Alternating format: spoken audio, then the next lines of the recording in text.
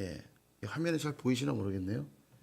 갖고 계신 책에도 나와요. 제가 이제 부연 설명하느라 지금 화살표 같은 걸 막 넣어놓은 건데, 요거 뭐냐면 일곱 인 재앙, 일곱 나팔 재앙, 일곱 대접 재앙, 총 3개의 재앙이 나와요. 계시록에는. 그래서 일곱 인 재앙, 일곱 나팔 재앙, 일곱 대접 재앙. 예, 이게 좀 어렵습니다. 근데 이제 뭐 깊이 들어갈 필요까지는 없지만 구성이 어떻게 되는지 정도만 알면 읽으실 때 훨씬 수월할 거라 생각이 듭니다. 그래서 그거를 좀 조금 설명을 오늘 드리도록 할게요. 지금 보시면 일곱인 재앙이 먼저 등장하는데 요한 사도가 환상을 봅니다. 근데 이 두루마리에 인이 봉해져 있는 거죠. 그리고 인이 하나씩 열리면서 재앙이 임하는 걸 보게 되는 거예요. 심판을 보게 되는 거죠. 이때 총 7개의 인을 떼는데, 자, 보시면 총 7개의 인을 떼는데, 여기 지금 제가 써놨는데, 메시아 재림전 대환란. 여기 써 있죠? 그러니까 예수님이 오시기 전, 예수님의 재림이 있기 전에, 마지막 때에 재앙이 있을 것이다. 뭐 곳곳에 전쟁도 있을 것이고 또 지진도 있을 것이고 예수님이 그런 말씀하셨잖아요. 마지막 때가 되면 징조가 있을 것이다. 그 사건이 총 7인 중에 6개 인이 거기에 해당된다고 보시면 돼요. 내용을 보면 여기 이제 비유로 등장은 하지만 뭐 승리, 전쟁, 기근, 뭐 사망, 어떤 권세들이 이제 사망을 하게 하는 거죠. 이런 일들이 벌어지면서 예수님이 오시기 전에 벌어지는 환란, 대환란이 묘사되어 있고요. 순교자들의 죽음도 등장합니다. 순교자들이 피 흘린 것이 나중에 의인은 구원을 받고 악인은 심판받는 근거가 됩니다. 그래서 여러분 예수님을 믿는 자들의 죽음은 결코 헛되지가 않습니다. 반드시 하나님이 보상하시죠. 그 순교자들의 생명은 구원을 얻고요. 그들을 핍박한 자들은 반드시 심판을 받게 되죠. 자, 그래서 여기 보시면 뭐 해가 상복처럼 검어지고 달은 피로 물들고 별들은 막 떨어지고 이런 일들이 있습니다. 예수님이 이미 그런 얘기 하셨죠. 하늘, 달, 별에 대한 징조들이 있을 거라는 얘기들을 하셔요. 그러니까 이 7인 중에 6개인은 메시아 재림 전에 있을 대환란에 대한 이야기들입니다. 자, 이해되시죠? 여기까지. 자, 그리고 나서 7번째 인을 떼는데 여기 지금 색깔이 좀 다르죠? 7번째 인은 정확히 말하면 7번째 재앙이 아니라 7인을 떼므로써 뭐가 시작되냐면 7 나팔 재앙이 시작됩니다. 7인 재앙이 끝나면서 7인 재앙 끝에 7 나팔 재앙이 들어있는 거예요. 요걸 이해하셔야 된다는 거예요. 요걸. 그러니까 7인 재앙, 7 나팔 재앙, 7 대접 재앙이 순서대로 나열되어 있는 게 아니고 7인 재앙이 심판이 있는데 7번째 인 안에 7번째 인을 떼면서 뭐가 나타나냐면 7 나팔 재앙이 있는 것이고 또 7번째 나팔이 부러질 때 7 대접 재앙이 시작됩니다. 물리는 것처럼 되어 있는 거예요. 이렇게 구조가. 이해되시죠? 다 이해 안 되겠지만 말기만 알아들으시면 돼요. 말기만. 이 요한계시는 어렵습니다. 예언서기 때문에 어려워요. 지금 저 설명하면서도 이해 못 하실 것 같은데 제가 계속 설명을 계속 해야 될까 말아야 될까 이러면서 지금 제가 어려워요. 좀 어렵지만 제 말기만 알아들으시면 돼요. 100% 이해 못 하실 수 있지만 대충 제 말기만 알아들으시면 돼요. 이따 성경을 보면 조금 더 설명을 드릴 거니까 7인 재앙이 있어요. 인을 하나씩 뗄 때마다 재앙이 임합니다. 다 하나님이 주는 재앙들이죠. 근데 예수님이 오시기 전에 있는 재앙입니다. 그리고 7번째 인을 뗄 때는 7 나팔 재앙이 시작되고 7번째 나팔을 불 때 7 대접 재앙이 시작되는 거예요. 이게 다 물고 물리는 관계 속에서 설명되고 있는 것이다. 그 정도. 그 다음에 보시면 어떤 특징이 또 있냐면 7 나팔 재앙을 보시면 땅, 바다, 강, 하늘, 즉 자연계에 일어나는 심판이 앞에 먼저 언급이 되고, 그 다음 여기 보면 인을 맞지 않은 자들에 대한 심판, 그 다음에 사람들이 막 죽고 마병대가 일어나고, 인간계, 자연계에 대한 심판이 먼저 있고 그 다음에 인간계에 대한 심판이 이어집니다. 예, 이런 순서들이 좀 주목할 만하고요. 일곱 대접도 마찬가지입니다. 여기 보면 땅, 바다, 강과 물, 해, 어떤 자연계에 대한 심판들이 먼저 언급되고, 그 다음에 짐승의 보좌에 있는 사람들, 죄인들이죠. 다 이제 악한 악인들, 그리고 아마겟돈 전쟁, 인간계에 대한 심판, 이렇게 이루어져 있다라는 거죠. 근데 이때 좀 중요한 특징이 뭐냐면, 여기 보시면 6개의 인을 뗐죠. 1개, 2개, 3개, 4개, 5개, 6개 인을 떼고 나서 7번째 인을 바로 떼지 않고 성도의 인침에 대한 얘기, 성도의 영화에 대한 얘기가 등장해요. 이게 요한계시록 7장입니다. 7장 중요해요. 7이니까 중요한가 보다 생각하시면 돼요. 7장이 중요하고 7의 배수 뭐죠? 14장. 7장과 14장이 중요해요. 여기에 나오는 게 바로 14만 4천이라는 숫자가 나와요. 14만 4천. 14만 4천이 누가 얘기 많이 하게 해요? 신천지들. 예, 신천지들. 신천지가 여러분 요한계시록이 왜 중요하냐면, 신천지가 요한계시록 가지고 장난치는 거거든요.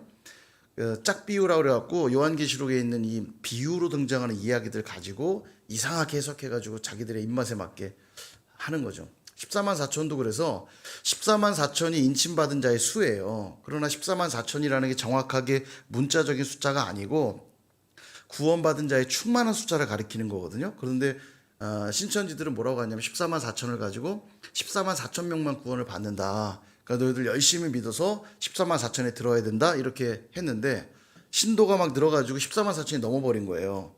근데도 종말은 안 오고 계속 되고 있잖아요. 그러니까 이제 뭐라고 하냐면 진정한 14만 4천 안에 들어야 된다. 이렇게 해가지고 더 열심히 해야 된다. 니들 더 열심히 해서 14만 4천 안에 들어야만 된다. 이렇게 이야기를 하고 있습니다. 절대 미혹되시면 안 됩니다. 14만 4천, 그것은 구원받은 자의 충만한 숫자다. 그게 바로 7장에 나오고요. 14장에 나오는데, 먼저 나오는 7장에서는 지상에서 어둠의 영들과 싸우는 전투하는 교회에 대한 이야기라면, 그러니까 저와 여러분들에 대한 이야기라면, 14장에 나오는 14만 4천은 승리한 교회, 천상의 교회의 어떤 승리를 노래하고 있다. 그렇게 이해하시면 돼요. 어찌되었건 하나님의 백성들, 택함받은 백성들, 인침받은 백성들은 반드시 승리한다. 구원을 얻는다. 그렇게 이해하시면 되겠어요. 그래서 마지막 7번째 인을 떼면서 본격적인 7 나팔과 7 대접의 심판들이 임하기 전에 성도의 인침과 영화를 먼저 말하고 있는 것은 하나님의 백성들은 반드시 구원받는다. 이런 걸 강조하고 있다는 것까지 이해하시면 되겠고요. 그 다음 재미있는 게 여기 성도의 기도입니다.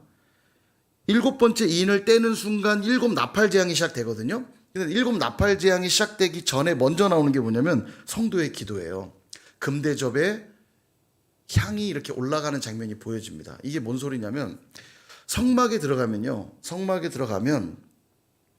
자, 성소에 들어가면 설명을 다시 좀 드려야겠다. 예전에 이미 다 했지만 일주일만 지나면 원래 기억 안 나니까 우리, 그죠? 그래서 제가 할 일이 많은 거죠. 자, 여기 보시면 이게 성소예요. 여기가 바로 지성소, 하나님의 임재가 있는 지성소. 여기에는 언약궤가 있죠. 언약궤. 여기 이제 언약궤입니다. 언약궤. 언약궤 혹은 법궤, 증거궤. 하나님의 임재가 있는 언약궤. 그리고 여기가 성소예요. 성소. 그리고 여기는 이제 휘장이죠.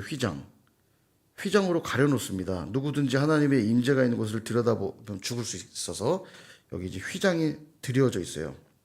그리고 성소에 들어가면 오른편에는 진설병상, 떡상이라고 그래요. 떡을 진설했다고 그래서 떡상, 진설병상이라고 그래요. 떡이 6개씩 12개 놓여 있어요. 12지파를 상징하죠. 자, 그 다음에 왼편에는 금촛대. 촛대로 그려야 되는데 이렇게 금촛대가 놓여 있습니다. 자, 금촛대. 그리고 마지막 여기 중앙에 뭐가 있냐면 분향, 향을 피우는 분향단이 있습니다. 지금 생전 처음 들어본 얘기가처럼 들리시죠? 수없이 말했지만 우리에게는 망각의 은혜가 있기 때문에 늘 새롭게, 늘 신선하게 얼마나 좋은지. 이걸 제가 한 번 설명해서 달달 외우면 제가 할 일이 없잖아요. 그죠? 너무 좋아요. 자, 분향단. 자, 여기 이제 향을 피웁니다. 이렇게 향을 피우면 향이 이렇게 오르겠죠? 그러면 이 향을 여기서 왜 피우냐면, 여기 지금 하나님의 임재가 있는 지성소를 가리기 위한 목적으로 향을 피워요. 그런데 위치를 잘 보시면 성소에 처음에 들어가면 이렇게 들어가면 떡상을 만나고 금촛대를 만나고 하나님의 임재에 가장 가까운 이 분향단이 임재에 제일 가깝죠. 그래서 이 떡상은 말씀, 하나님의 말씀, 생명의 떡, 하나님 말씀을 상징한다면 금촛대는 성령을 상징한다 할 수 있고요. 밝혀 보여주시는 거니까. 실제로 성소는 컴컴해요. 천으로 다 덮여있기 때문에 빛이 없거든요. 이 금촛대 빛이 밝혀줌으로써 이 안이 보이는 거예요. 성령의 조명하심. 그리고 이 마지막에 분향단이 뭘 상징하냐면 기도를 상징하는 겁니다. 기도. 그러니까 하나님의 임재에 가까이 나아가기 위해 꼭 필요한 게 뭘까요?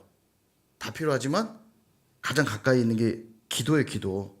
여러분 왜 기도를 계속 강조하냐면 기도가 이렇게 중요합니다. 하나님의 임재에 깊이 나아가기 위해서는 하나님의 말씀과 성령의 인도하심 따라 기도할 때에 주의 임재에 깊이 나아가는 거거든요. 그래서 이 지성소에 가장 가까이 기도를 통해서 하나님의 임재로 나아가는 것인데, 자 보시면 여기 지금 6개 재앙이 끝나고 7번째 인을 떼죠. 7번째 인을 떼는 순간 7 나팔 재앙이 시작이 돼요. 근데 이 재앙이 시작되기에 바로 앞서서 성도의 기도가 먼저 나오는데, 성도의 기도를 분향단의 금대접에 있는 성도들의 기도로 이야기합니다. 그러니까 분향단에서 올라가는 그 향이 성도들의 기도를 말한다, 이런 설명을 계시록에서 한단 말이죠. 그러니까 7 나팔 재앙이 무엇을 근거로 이루어지고 있냐면 성도들의 기도를 근거로 심판이 이루어지고 있다는 거예요. 이게 좀 중요한 메시지라는 거죠. 여러분, 이 세상을 우리 하나님의 교회가 전투하는 교회입니다. 주님이 완전히 재림하셔서 완전하게 승리하는 교회가 임하기 전까지 지상에 있는 교회가 그 역할을 감당하는 거예요. 그래서 지상에 있는 교회의 정체성은 전투하는 교회. 주님 오실 그날까지 어둠의 영들과 싸우는 교회입니다. 예. 근데 무엇으로 싸워요? 성도의 기도로. 기도가 중요한 거죠.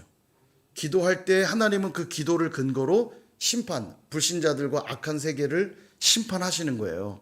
자연계와 인간계에 대한 심판들이 일어나고 끝까지 인침을 받지 않고 짐승의 수인 666을 따르는 자들, 그들을 하나님이 다 심판하시는 겁니다. 그리고 하나님이 구원하시는 거죠. 하나님의 백성들을. 그래서 여기 지금 보시면 작은 책이라든지 두 증인 이야기, 이런 게 다 이제 구원받은 백성들의 이야기들이에요. 그러니까 심판 요소에 계속 성도의 기도라든지 성도의 인침이라든지 그 다음에 백성들의 구원의 이야기들을 중간중간 담고 있다라는 겁니다. 어렵죠? 그래도 말귀만 알아들으면 성경을 보면서 대략 참고가 될 것 같아서 설명을 좀 드렸어요. 자, 말씀 한번 보겠습니다. 4장. 우리 3장까지 봤으니까 요한계시록 4장.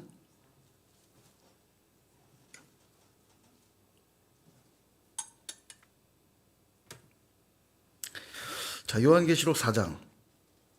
4장의 위에 제목, 성경의 제목이 있는데요. 하늘의 예배라고 되어 있죠.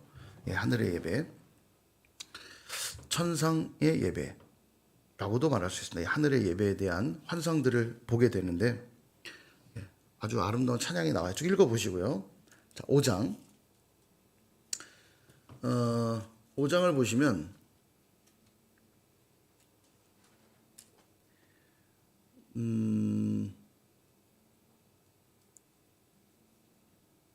자, 1절을 볼게요. 내가 봄에 보좌에 앉으신 이의 오른손에 두루마리가 있으니. 자, 보좌에 앉으신 이는 누굴까요? 예수님이죠. 예수님 오른손에 두루마리가 있어요. 두루마리.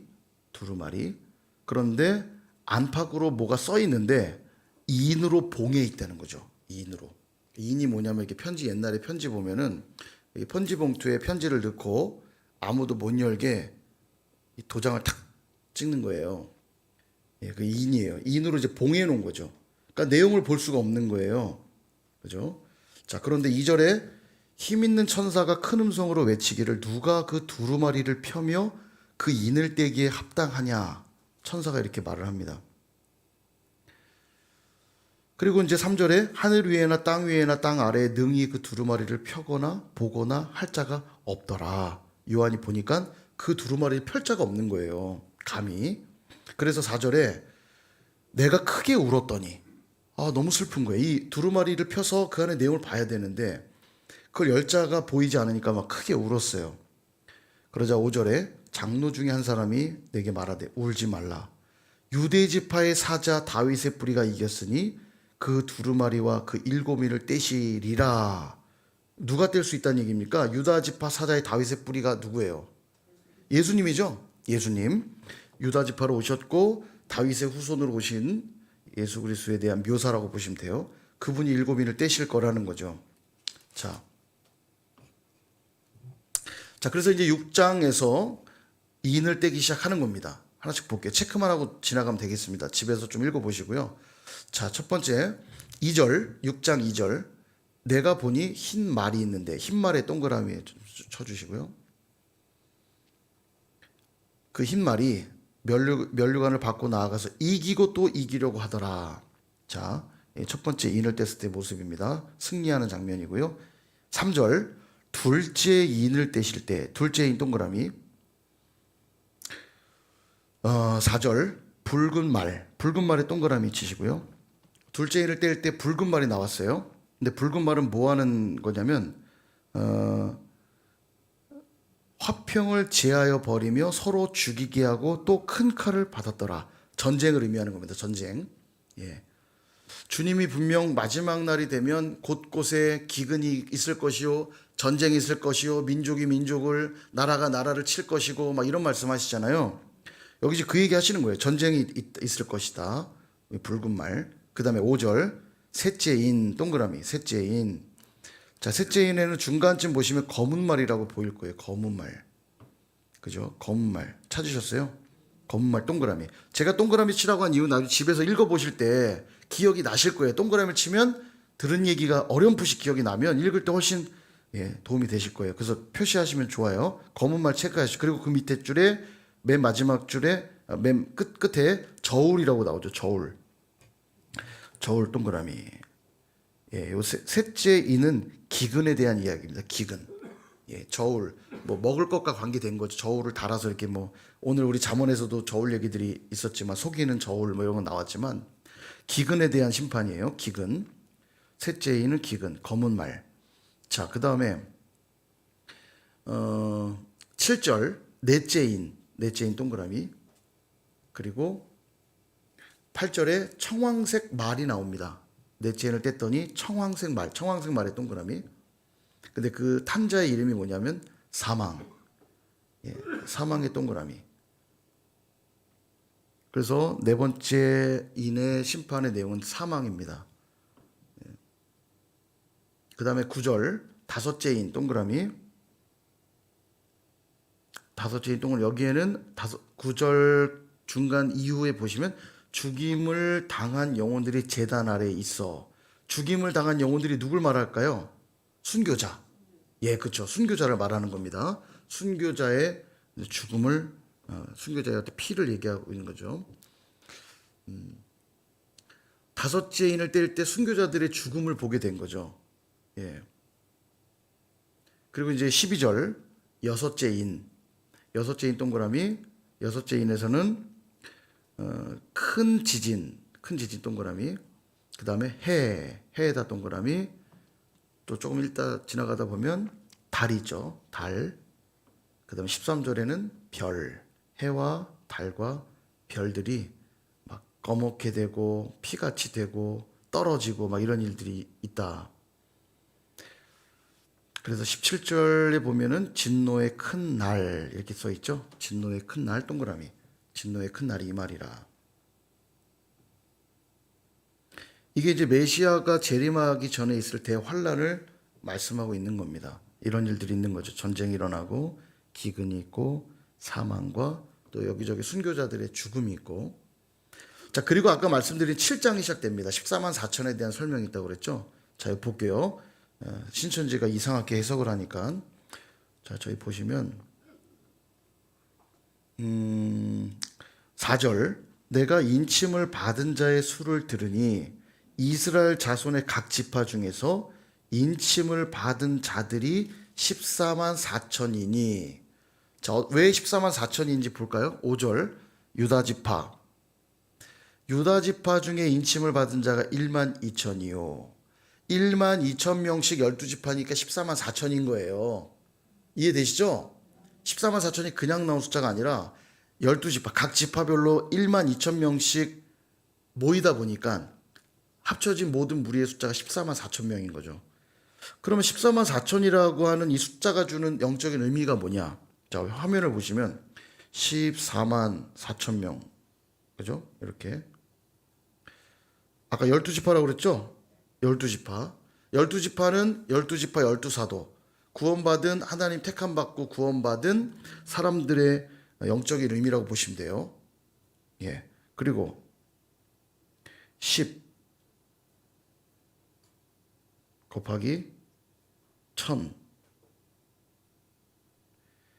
12지파 의미와 12사도. 그 다음에 10이라고 하는 수는 충만한 숫자를 가리킬 때 열입니다. 그래서 나오미, 룻기 같은 데도 보면 열아들이 뭐 했다 이런 10명에 대한 묘사들이 나올 때는 가득 찬 의미의 수고요.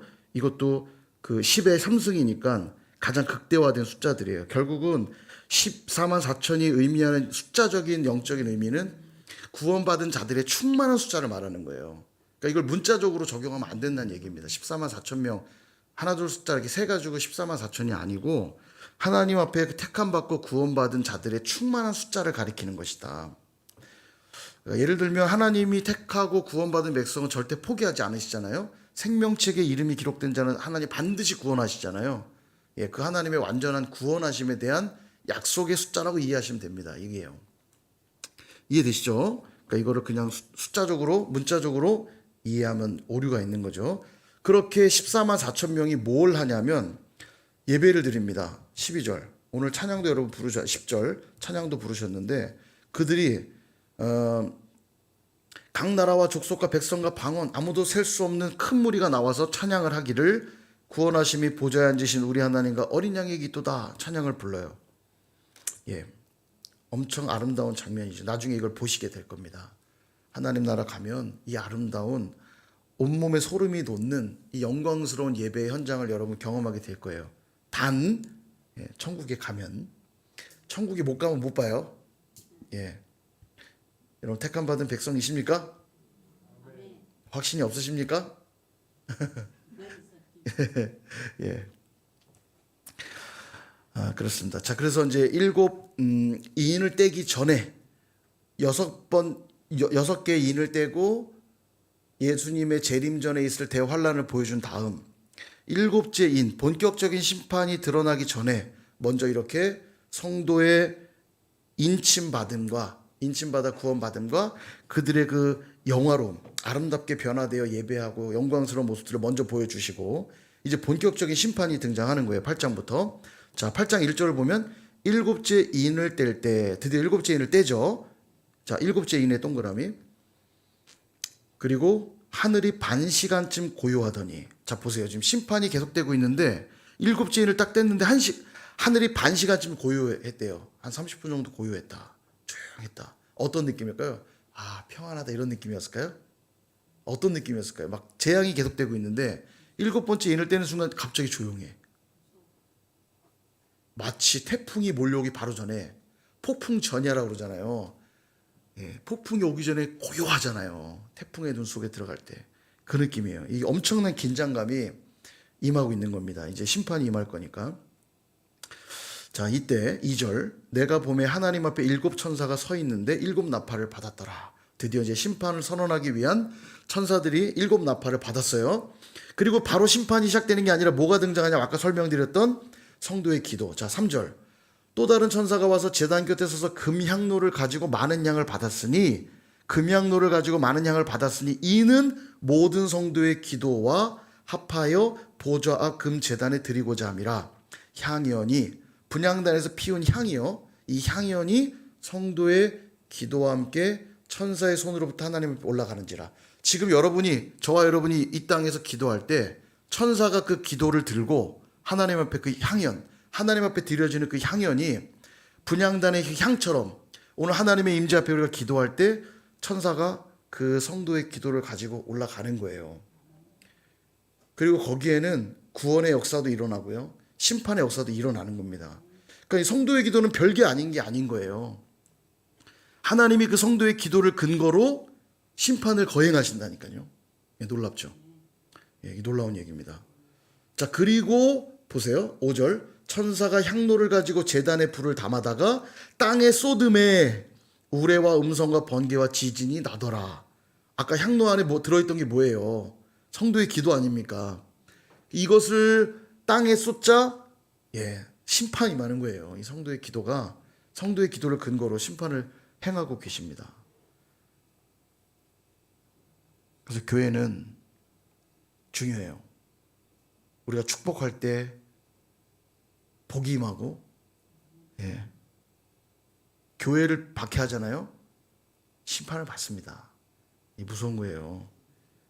주변에 불신자들이 뭣도 모르고 교회 박해하면 그들을 위해 기도 많이 하셔야 됩니다.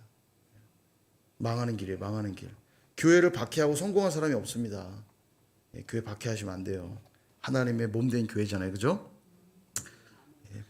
자, 어쨌든 6절부터 보세요. 7 나팔을 가진 7 천사가 나팔 불기를 준비하더라. 드디어 이제 7 나팔이 재앙이 시작됩니다. 7절. 첫째 천사가 첫 번째 나팔이죠. 첫째 천사 동그라미. 피 섞인 우박과 불. 피 섞인 우박과 불이 쏟아지니까 막 타버려요. 8절. 둘째 천사 동그라미. 역시 바다에 던져지니까 큰 불이 바다의 3분의 1이 피가 돼버렸다.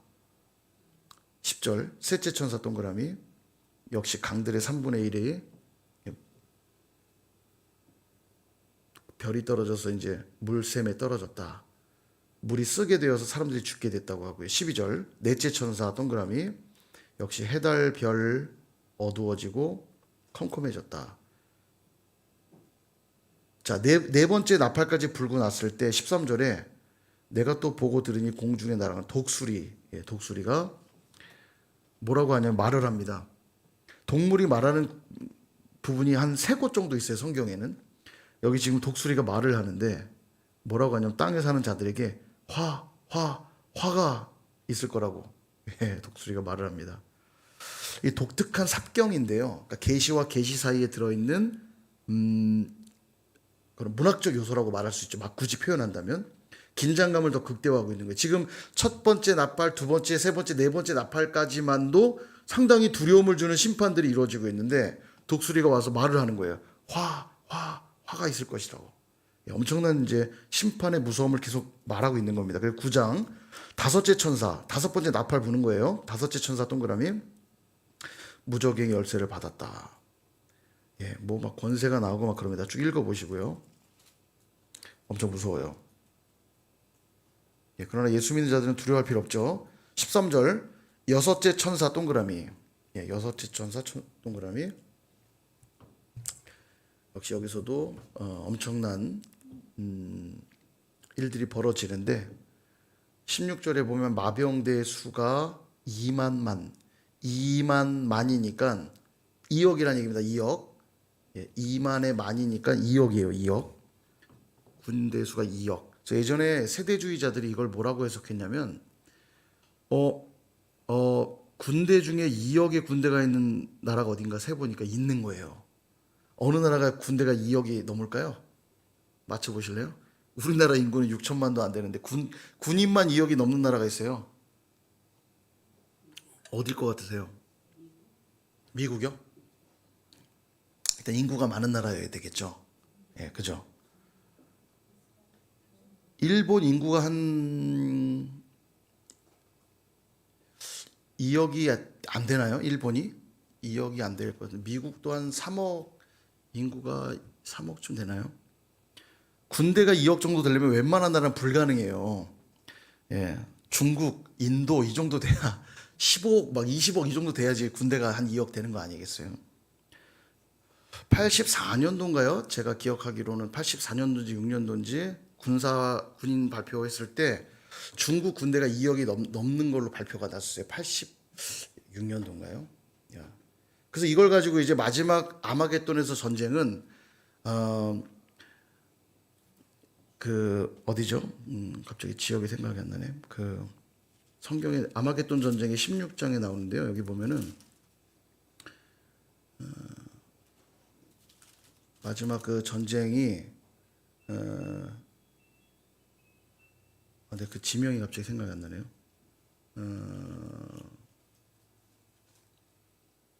왜 이렇게 요즘 이렇게 자꾸 생각이 안 나지?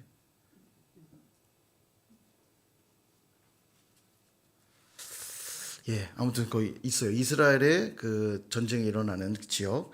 그래서 이제 3년 반의 대환란이 끝나면 동방에 2억의 군대가 일어나서 그곳에서 마지막 아마겟돈의 전쟁이 일어날 것이다. 세대주의자들의 이제 얘기였죠. 이게 언제적 얘기냐면 2000년이 되기 전에 21세기가 오기 전에 1992년에 휴거가 일어나고 그리고 나머지 7년 동안 3년 반의 대환란과 3년 반의 이제 그 심판 이후에 이제 아마겟돈 전쟁이 오고 주님이 2000년에 딱 재림한다. 담임 선교 이런 데가 그래서 이제 92년 10월 28일 휴거설 같은 거 얘기한 거잖아요. 못 들어보셨어요? 그죠? 이 세대주의자들의 주장인데 나중에 세대주의에 대해서 제가 때 설명을 좀 드릴게요. 이제 이런 숫자들 가지고 자꾸 이상하게 풀다 보면 문제가 되는 겁니다. 그래서 성경은 절대로 사사로이 풀 것이 아니니 베드로후서에서 1장에서 말하죠.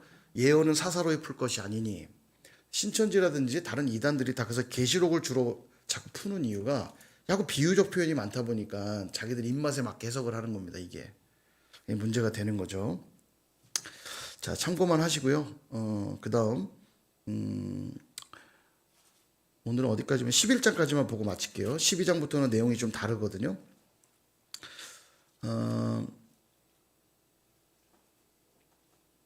10장 어딜 보시냐면 19절을 볼게요. 10장 9절.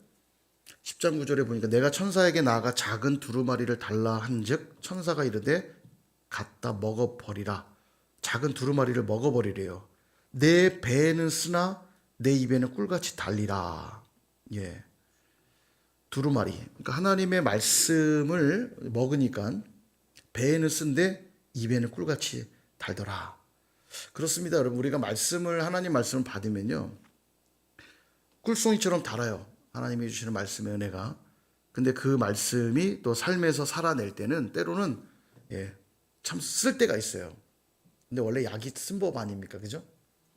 약이 달콤한 게 아니라 쓰잖아요. 아직 주님의 재림이 이루어지지 않은 죄와 악으로 가득한 이 세상에서는 우리 그리스도인들의 삶이 힘들 수 있어요.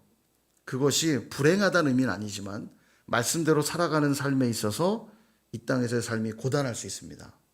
그러나 그들에겐 반드시 뭐가 약속되냐면 승리가 약속되어 있고 구원이 약속되어 있는 거죠. 그걸 늘 기억하시면 좋겠고요. 혹여라도 하나님의 그런 무서운 심판이 임할 때 끝까지 뭘 붙들어야 돼요? 우리 말씀 붙들어야죠. 말씀 붙들어야 됩니다. 이 환란이 임한다고 주님을 부인하거나 주님을 배신하면 망하는 겁니다. 그날이 언제가 될지 몰라도 반드시 하나님의 심판이 임할 겁니다. 예전에 그 이제 세대주의 그 휴거를 말했던 휴거와 그러니까 세대주의 이게 자꾸 용어가 어려울 것 같아서 좀 쉽게 설명드리고 싶은데 그러니까 세대주의 전천연설을 주장한 나중에 이거 설명을 드릴게요. 휴거가 이루어진 다음에 심판이 임할 거라고 말하는 것들은 사실 잘못된 설명이에요. 이 땅에 있는 그리스도인들이 고난 당합니다. 그러나 하나님이 하나님의 백성들을 지키시고 보호하시기 때문에 고난을 능히 넉넉히 통과하는 거지 고난도 없이 고난과 어려움 없이 미리 빼내시고 하지는 않는단 말이죠. 우리가 고난이 있죠. 지금도 그리스도인들의 삶에 고난이 있잖아요. 그리고 심한 경우는 예수를 믿는 것 때문에 고난받는 경우들 분명히 있단 말이죠. 그러나 그 시간들을 능히 하나님 우리로 이겨내게 하시고 그것이 구원받는 근거가 되는 겁니다. 그죠? 예수 믿는 게 단지 이 땅에서 잘 먹고 잘 살기 위해서 예수 믿는 게 아니에요. 그건 저급한 신앙입니다. 저급한 신앙.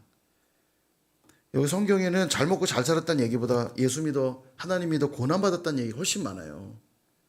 돌에 맞고 톱으로 켬을 당하고 그런 기록들이 훨씬 더 많죠. 이런 얘기만 하면 분위기가 싸해져요. 난 잘 먹고 잘 살려고 교회 왔는데 왜 자꾸 저런 얘기하나? 혹시 그런 거 아니시죠? 물론 하나님 우리에게 복 주시는 분이심이 맞아요. 그러나 그것이 신앙생활의 1차적 목적은 아니다. 예수 믿지만 고난당할 수 있습니다. 예수 믿지만 어려울 수 있어요. 예수 믿지만 가난할 수 있습니다. 헷갈리시면 안 돼요. 부자라고 하는 개념 자체는 절대적인 개념이 아니라고 그랬습니다. 여기서 가장 가난한 자도 아프리카 사람들과 비교하면 큰 부자일 수 있습니다. 그래서 아주 상대적인 개념이에요. 부는요. 오늘 내가 하나님 가졌으면 부자인 거죠. 하나님 내게 평안을 주시면 부자인 거예요.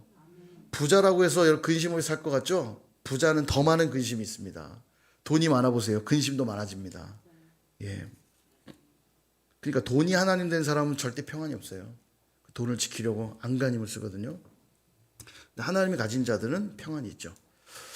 자, 이렇게 하고 여기 뭐 또 감람나무와 이런 얘기들이 있는데 여기 또 중요한 내용이 많은데 이것까지 막 다 얘기하기 너무 길어질 것 같고요. 집에 가서 읽어보시고 요것만 볼게요. 15절 11장 15절 일곱째 천사가 나옵니다. 여기도 동그라미 치시고요. 일곱째 천사 일곱 번째 나팔을 부는 거예요. 그런데 일곱 번째 나팔을 불었는데 심판이 임하는 게 아니라 감사 찬양에 대한 고백들이 나와요. 일곱 번째 나팔을 불 때 이제 뭐가 시작되냐면 잠시 후면 일곱 대접 재앙에 임할 거거든요. 제가 물려서 들어간다고 계속 말씀드렸죠. 자, 그래서 12장부터는 다음 시간에 볼 텐데 이 대접 재앙은 이제 16장부터 나오고요. 그 사이에는 조금 다른 내용이 나옵니다. 이것도 중요한 내용들 나오는데 이 내용은 다음 시간에 보도록 하겠습니다. 자, 오늘은 일곱 인 재앙과 일곱 나팔 재앙까지 보았습니다. 자, 집에 가서 숙제는 4장부터 11장까지 읽어 오시는 게 숙제가 되겠습니다. 좀 읽으면서 어려우실 수도 있지만요. 그냥 마음을 열고 믿음으로 읽으시면 되겠습니다. 깨닫게 하시는 만큼만 이해하시면 돼요. 하나님 우리에게 아실 수 있는 만큼 알게 하시고 뭐 이해 못하는 건 이해 못하는 거니까 어쩔 수 없죠. 그렇게 읽으시면 되겠습니다. 질문 없으시죠?